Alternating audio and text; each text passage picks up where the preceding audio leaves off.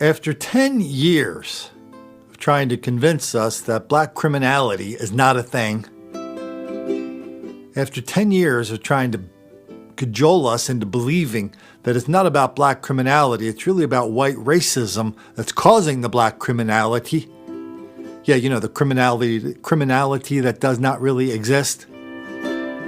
So on one hand, they're saying it doesn't exist. On the other hand, they're saying, same breath, they always tell us why the thing that doesn't exist really exists. After 10 years of that, the chickens have come home to roost. All over the country, increasingly desperate public officials are looking at their cities, they're looking at their schools, and they're saying the crime in these chocolate cities and in these chocolate schools is out of control, and we don't know what to do. Except, of course, trying the same thing over and over and over again that got us into this mess in the first place. Let's take a look at a few clips from around the country about how public officials are getting increasingly desperate with this out-of-control black criminality in their cities and in their schools. Violence in Cleveland. Is it out of control? Earlier this week, 8 young men got into a gunfight on a busy city corner, and a 7-year-old girl was caught in the crossfire. Joining us tonight, Councilman Mike Polensek from Ward 8. Councilman, thanks for being with us. Great, Chris. Let me walk through a conversation I had with you about 10 days ago. I called you after we got word that a priest was shot in your neighborhood, or shot at. Turns out it was a priest that you know very, very well, a parish you belong to. That's exactly. And then we have this story of this little girl getting caught in the crossfire just a few days later. Give me your sense of where we're at and where we need to go. I think we're in big trouble in Cleveland.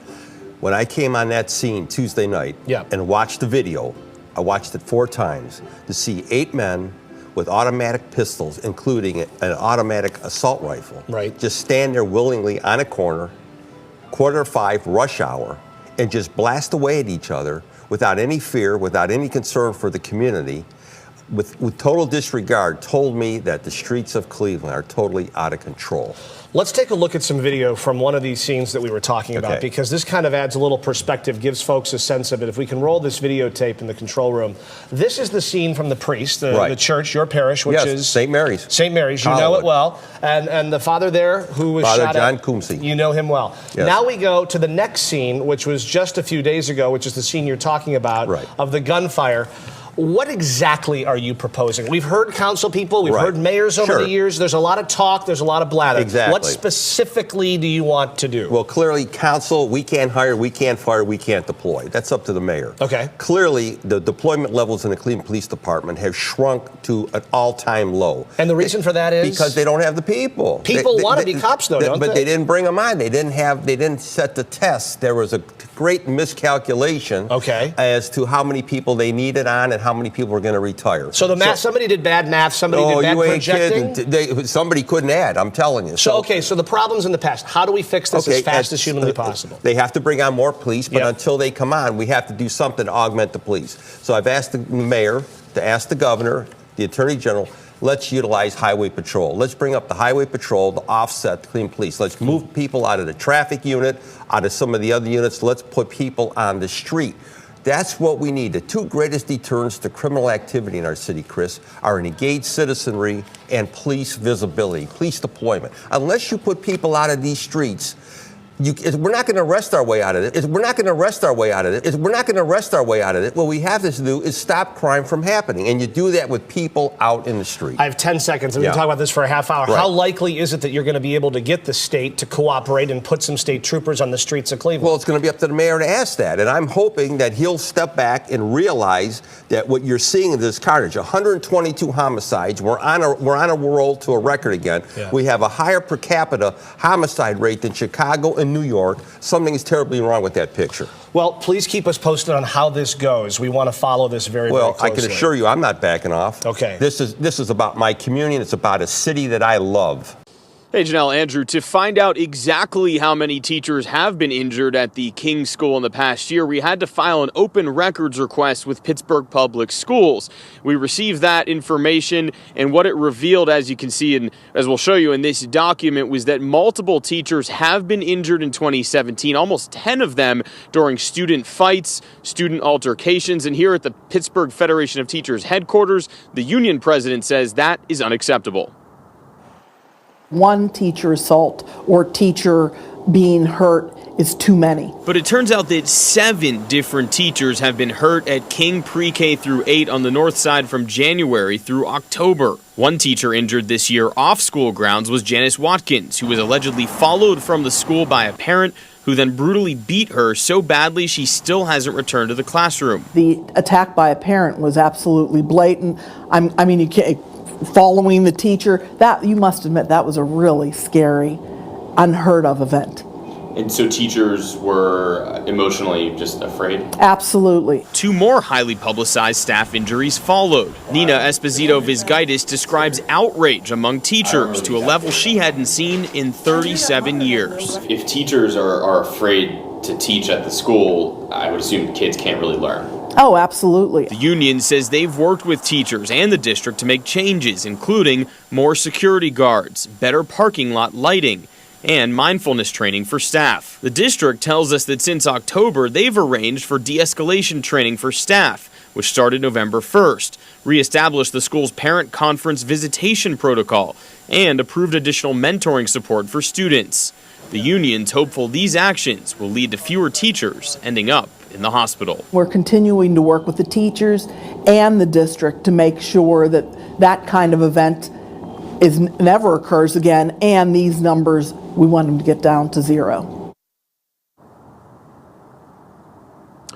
And while Watkins has not yet returned to King, a different injured teacher has returned, as well as a injured security guard. Those 2 have both gone back to the school.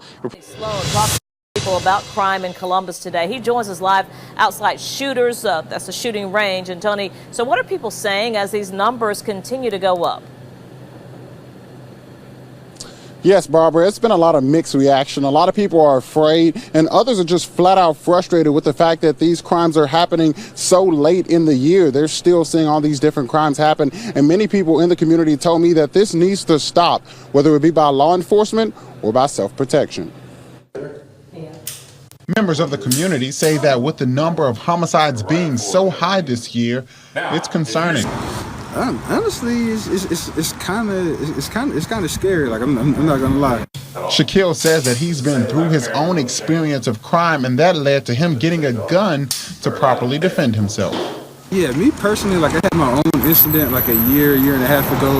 Like some people robbed me in Atlanta, and then like ever since then, I bought a pistol. And, like I've been training. One woman told me that getting a weapon is the only surefire way to make sure you're safe in Columbus. In all reality, unless you own a gun, you're not going to be able to defend yourself. They don't care. They're going to come in shooting.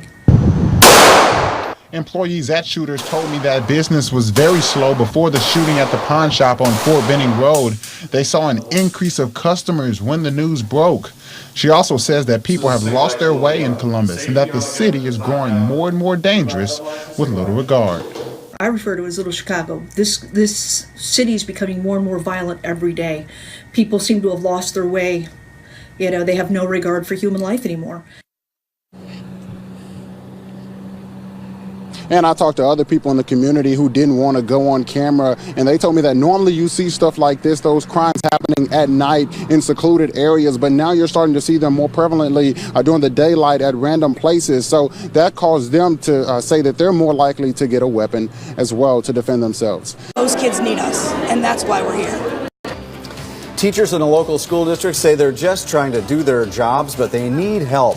Things have gotten so bad that some teachers in the Harrisburg School District say they have had it, and dozens more have just up and quit. We're glad you're with us here at 11. I'm Rob Hanrahan. And I'm Jasmine Brooks. So it's supposed to be about reading, writing, and arithmetic, but teachers say that right now they're leaving the classroom battered and bruised. CBS 21's Erica Such was at the meeting tonight where it wasn't just the teachers asking for help.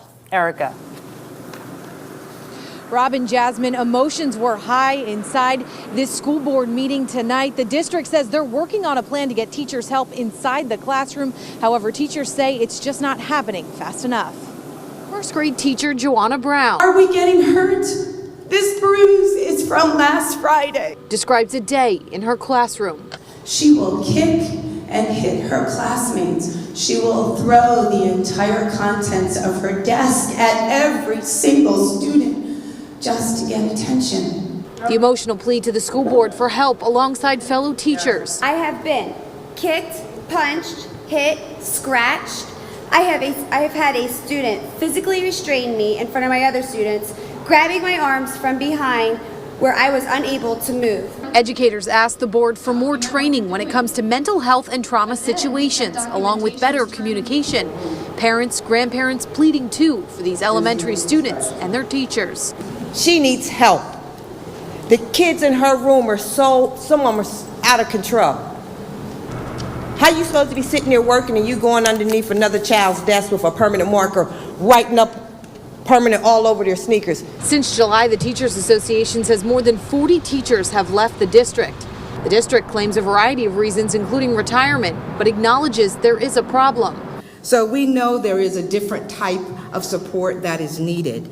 And we are also working with other agencies like Presley Ridge and others to help and to address these problems. They say they're willing to create a task force, something the Harrisburg Education Association says they would like to see, comprised of board members, administrators, teachers, parents, and even the community. And while they say their voices were heard tonight, actions speak louder than words. We know we need these things. I know it takes time, but we need to do it faster. We need to get these kids the help that they need more quickly. I was going to share with you our continued effort to reduce violence in our city. I've shared with you our violence reduction program. When I first came into office, I gave you an update on our violence reduction, but I can tell you that violence in the city is out of control. And so what I've said to my police department, my commissioner, we must do everything we can. We've already hit something like 303 murders in this city, which is just totally unacceptable. And I want everybody in every neighborhood in this city to know that I am extremely concerned and focused on reducing violence in Baltimore City. So the mayor of Baltimore declares an emergency, says she's going to meet with her department heads every damn day until we get this crime under control. After laboring mightily for almost 6 weeks now, since she made that proclamation that Baltimore's out of control, something we've been saying here for 6 years, after laboring mightily, they have brought forth a mouse. Here's the big solution. Ready? Baltimore County pilot program aims to reduce the number of people in jail before trial. People in the city have convinced the people who run the jails and the judges and the prosecutors that the solution to crime is letting people out of jail. Because putting black people in jail when they commit crimes, that causes crime. This, of course, is the same thing they're doing in Chicago, where the crime in Boys Town is reaching epic record levels, tripled in the last 3 years. Even as the jail population is at an all-time low because they just don't want to put black people in prison and in jail for committing crimes anymore. Listen, nobody's hiding it. They're saying it in public. That's why Kim Foxx, the state's attorney, the district attorney of Cook County, that's why she was elected with the full support, the full-throated support of Black Lives Matter.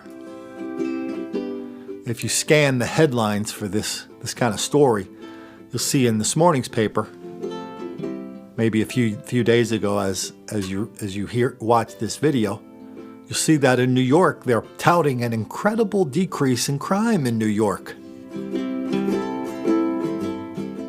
Well, we've already exposed that dodge. I should say we. When I mean we, I mean the New York Times and us. Front page story, New York Times. They're just not arresting people in New York anymore. It's really hard to get arrested in New York City. And it's all about the numbers. The numbers go up. I mean, the numbers are going down while the crime's going up, more and more people saying, what's happened to our city? What happened to our school? Why can't we get this criminality under control? And the only answer they get is, we can't arrest our way out of this mess, or we have too many people in jail, so let's let them out. Because no matter what the hell happens to crime, no matter how deeply it is out of control all over the country, not just these 5 places, letting black people out of jail is guaranteed not to make the black kids angry.